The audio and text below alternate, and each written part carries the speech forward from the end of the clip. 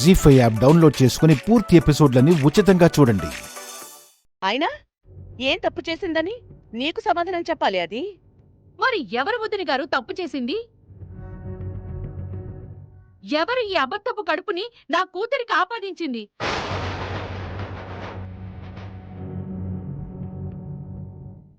ఎవరు నా కూతుర్ని క్షణక్షణం భయభ్రాంతులకి గురి చేస్తోంది?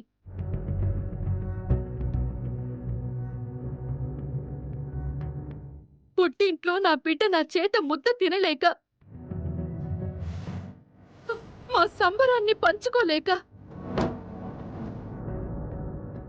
మొహం మీద చిరునవ్వుని తెచ్చుకోలేక, లేని కడుపుని ఉన్నట్టు నమ్మించలేక, మా దగ్గర నిజం చెప్పలేక, కన్నవాళ్ళని కట్టుకున్న భర్తని మోసం చెయ్యలేక కృంగిపోయేలా చేసేది ఎవరు?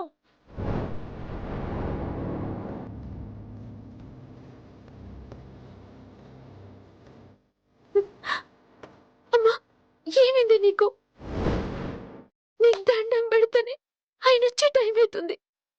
లల్లొద్దమ్మా, కిడికెళ్ళి పోమ్మా. శ్రీవల్లి, ఇంక చాలు మీ నాటకాలు. మీ అమ్మ ఇక్కడికి వచ్చింది వెళ్ళిపోవడానికి కాదు, నన్ను వేలెత్తి చూపి నా పరువు తీయడానికి,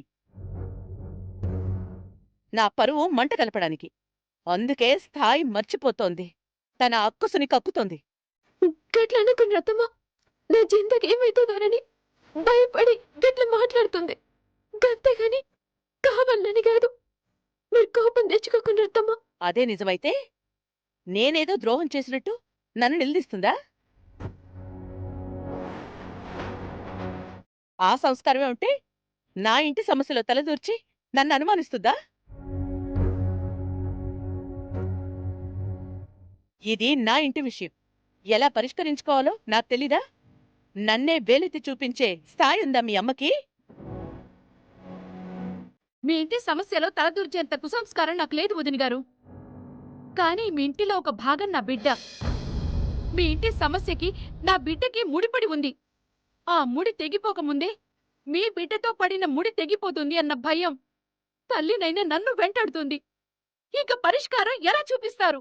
పరిష్కారం చేయడం తెలిసిన దానివి మరి నా దగ్గరికి ఎందుకు వచ్చావు?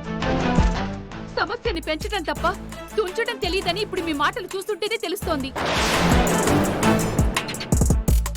పరిష్కారం కోసం తప్పించేవాళ్లే అయితే పరిస్థితి ఇంతవరకు రానిచ్చేవారే కాదు అని అర్థమైంది. కానీ నష్టం జరగబోయేది నా బిడ్డకి, అన్యాయం అయిపోయేది నా కూతురు.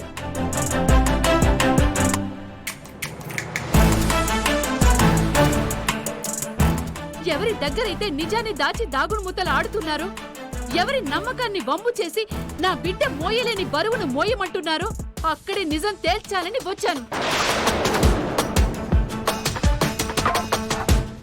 ఆడబిడ్డను కన్న తల్లిగా నా అల్లుడి గారి కాళ్ల మీద పడి శ్రీవల్లి కడుపు అబద్ధం, అందరి ఆనందం అబద్ధం, అల్లుడి నమ్మకం అబద్ధం అని చెప్పి క్షమించమని వేడుకుంటాను. జీ5 యాప్ డౌన్లోడ్ చేసి అన్ని ఎపిసోడ్స్ పూర్తి ఉచితంగా చూడండి.